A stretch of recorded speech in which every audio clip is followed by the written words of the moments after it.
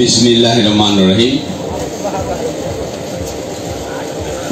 আজকে পাংশা পৌরসভা আয়োজিত এই সভার আমার স্নেহের ছোট ভাই সভাপতি উপস্থিত আছেন, পাংশা পৌরসভার সাবেক মেয়র মাসুদ ভাই,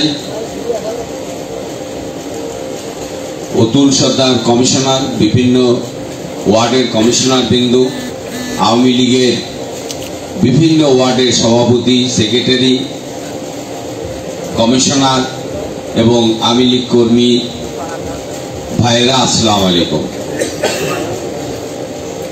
আমি গতকালকে আমাকে মাসুদ ভাই এবং দীপক ফোন করেছিলেন যে আমরা একটা বর্ধিত সভা করব, সেখানে 4টার সময় উপস্থিত থাকার জন্য আমি আসছি। আসলে আজ খুব ভালো লাগলো যে পাংশার পৌরসভার যারা মেন নেতা, ক্রিম মাখন, তারাই আজকে এখানে উপস্থিত আছেন। একটা কথা বলি, সেটা হলো যে দাদা যেমন বলল যে উনি একক আর আমরা সবাই যদি একসাথে থাকি, আমরা সবাই মিলে যদি চিন্তা করি, চেষ্টা করি, তাহলে অসম্ভবকেও সম্ভব করা যায়। যখন বঙ্গবন্ধু মারা যাওয়ার পরে 15ই আগস্ট বঙ্গবন্ধু হত্যার পরে এই পাংশায় আওয়ামী লীগ করার লোক ছিল, যারা আওয়ামী লীগ করতো তারা কথা বলার সাহস পায় নাই। আমরা মাসপাড়াতে নাসির সাহেবকে সারা মাসপাড়া ইউনিয়ন থেকে 1100-300 ভোট দিতে পারছিলাম। দ্বিতীয়বারে 1100 ভোট হয়েছিল। নাসির সাহেব তো 2বার দাঁড়িয়েছিল না? হ্যাঁ, 2বার। প্রথমবারে 300, দ্বিতীয়বারে 1100। আর জিল্লু ভাই আসার পরে 1050 ভোটে আমরা জিতাইছিলাম।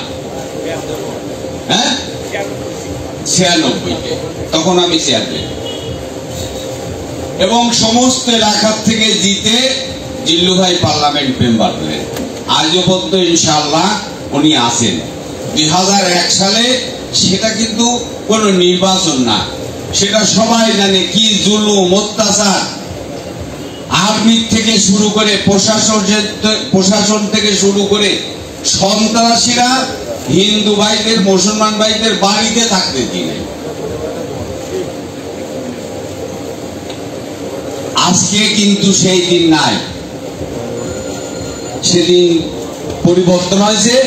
তার 2টা কারণ বলি।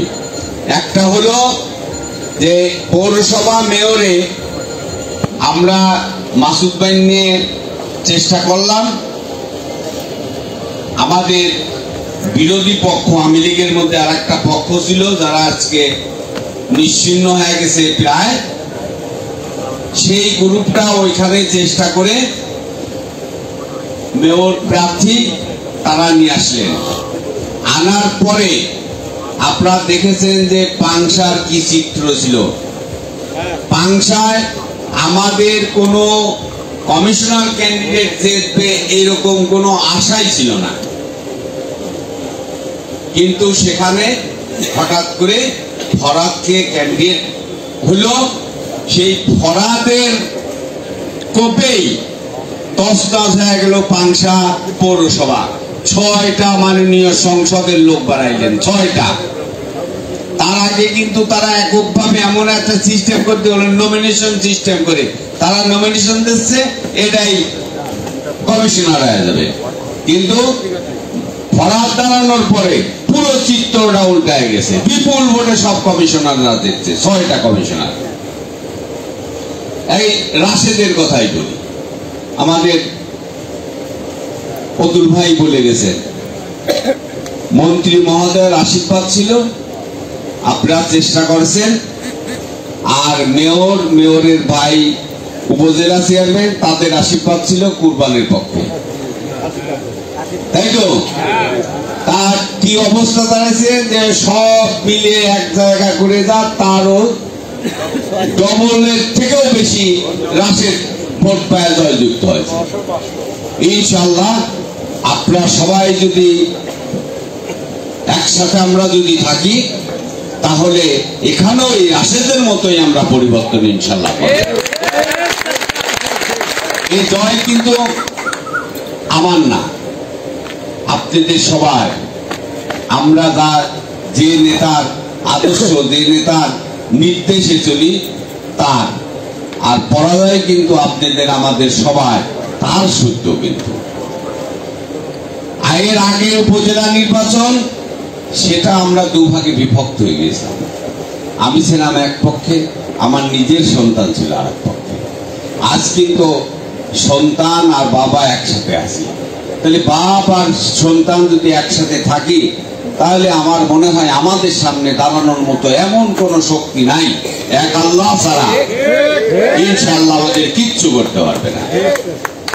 দেখেন এই যে আমাদের মাননীয় মন্ত্রী মহোদয়ের এগেনস্টে দাঁড়াইল হক। হক কয়টা ভোট পাইছে? আমাদের মাননীয় মন্ত্রী মহোদয় বাংলাদেশে থার্ড হয়েছে এই ভোটে। প্রথম 1 নাম্বার হয়েছে প্রয়াত প্রেসিডেন্ট জিল্লুর রহমানের ছেলে পাপন, 2 নম্বর হয়েছে শেখ সেলিম সাহেব, 3 নম্বরের আমাদের মাননীয় মন্ত্রী মহোদয় জিল্লুর হাকিম সাহেব। ইনশাআল্লাহ আমরা ওনার নির্দেশে, ওনার আদর্শে রাজনীতি করতেছি। আমি লীগ করি, আমি লীগ পরিবারের আমরা সমস্ত আমি লীগ যদি একসাথে থাকি, এই উপজেলা চেয়ারম্যান কেন আরো বাকি যা আছে সব সিনায় নিয়ে কোনো ব্যাপারই না। ইনশাআল্লাহ এবং যেহেতু সে আমাদের সঙ্গে বিশ্বাসঘাতকতা করেছেন, আমাদের ভাইসকে তারকে উপজেলা চেয়ারম্যান বানিয়েছিল, কিন্তু তার স্বার্থের কারণে সে আমাদের এগেনস্টে গিয়ে আমাদের লোকজনকে অত্যাচার করেছে, মামলায় ফেলেছে, মারধর করেছে। যার ধারাবাহিকতায় বঙ্গবন্ধু ভাস্কর্য ভাঙার মিটিংয়ে আমাদের ডাক্তার FM শফিউদ্দিন পাতা, আমাদের নেতা, আমার চাচা, তাকে কিভাবে মারছে, রুমিকে কিভাবে পিটাইছে। মাসুদ বিশ্বাস সাহেব হয়তো লজ্জা শরম অস্বীকার করেছেন, উনিও মার খাইছেন। আমরা সবাই তারপরে একসাথে জোট পাতে আছে তাদেরকে এখান থেকে তাড়াইছি, কিন্তু সেই সময় তাদের সবচেয়ে বড় সাহায্যকারী ছিল পুলিশ। পুলিশ না হলে আমাদের সামনে ওরা কেন ওই রকম হাজারি, ওই দিন হয়তো ওর বাড়িঘর জড়ো থাকতো না। সেদিন যে পাতা ডাক্তারের যেদিন মারছিল, সেদিন যদি অত পুলিশ ব্যারিকেড না দিত তাহলে ওর নিশ্চিহ্ন হয়ে যেত। যেদিন আমরা 16ই ডিসেম্বরে আমরা উপজেলাতে ফুলের মালা দিতে গেলাম বঙ্গবন্ধুর প্রতিকৃতিতে, সেদিন কিন্তু আমরা জোট পাতে একসাথে হয়েছিলাম। ওকে নিয়ে কিছু এক বাস পুলিশ এবং সমস্ত পাংশা উপজেলার পাংশা থানার পুলিশ সহ রাজবাড়িতে স্পেশাল এক বাস পুলিশ দিয়েছে। আপনারা সেখানে যদি কেউ যেয়ে থাকেন তারা দেখছেন, হাত পুলিশ এরকম হাত ধরে মাঝখান দিয়ে নিয়ে যায়। তখন তৎকালীন কিওনো তার পক্ষে ছিল, ওসি সাহেব তো ছিল, সব ছিল। আমরা পুলিশ পাহারায় যায়। তারপরে যখন ফুলের পতাকা উত্তোলন হয়, আমরা কিন্তু ফুলের মালায় ওই জায়গায় বড় অস্তিত্ব রাখছিলাম না। পতাকা উত্তোলনের সময় আমরা, যেহেতু সে উপজেলা চেয়ারম্যান, সে পতাকা উত্তোলনে তারই নিয়ম অনুযায়ী সেই উঠবে। আমরা ওখানে দাঁড়াইছি, তখন দীপক আমাকে একটা বাজে কথা বলে টান দিল। তখন আমরা ওখান থেকে চলে আসি। ওখানে লোক শূন্য, শুধু ওই প্রশাসনের 2-4 জন লোক ছাড়া কেউ ছিল না। ইনশাআল্লাহ আমরা যদি একসাথে থাকি, আমাদের সামনে কেউ দাঁড়াতে পারবে না, কারণ আমরা পটবৃক্ষের নিচে আছি। সাথে আমার ভাসতে আছে, ভাসতে আসার পরে, আসার আগে এক চিত্র ছিল, আর আসার পরের চিত্রটা আলাদা হয়ে গেছে। ও যদি এখানে বসে থাকে, ইনশাআল্লাহ আমি বিশ্বাস করি যে আমাদের কোনো সমস্যা হবে না, কোনো দিক দিয়ে না, সব দিক দিয়ে আমরা জয়যুক্ত হব।